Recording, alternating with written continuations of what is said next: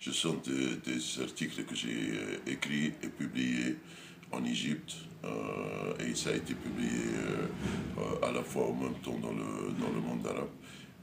Dans ces articles, j'ai essayé d'expliquer qu'une mauvaise interprétation de la religion qui pousse vers le fascisme religieux est vraiment très proche de la mentalité de la dictature. Alors à un moment donné, on se rend compte que la dictature et le fascisme religieux, ce sont deux aspects d'une seule idée. C'est que les gens qui sont au pouvoir, soit dictature ou soit fascistes religieux, ils pensent à la même manière et ils voient le peuple à la même manière et à la fin, et normalement, la fin de la dictature et du fascisme religieux est toujours catastrophique. La réaction de Mekter était souvent très positive. Je suis dans le monde arabe et je suis fier de dire que j'ai été toujours lu et apprécié par la plupart de mes lecteurs. Normalement, les islamistes n'aiment pas ou bien détestent clairement ce que j'écris parce que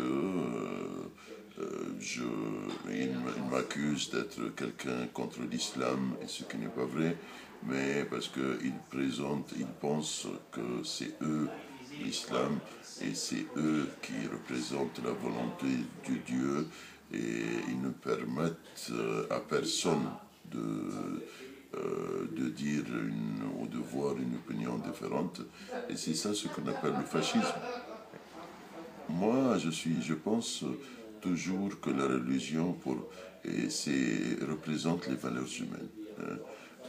Souvent, on ne choisit pas sa religion. Moi, je suis né musulman, je pouvais être juif ou chrétien, c'est ça pas qui compte, ça compte pas.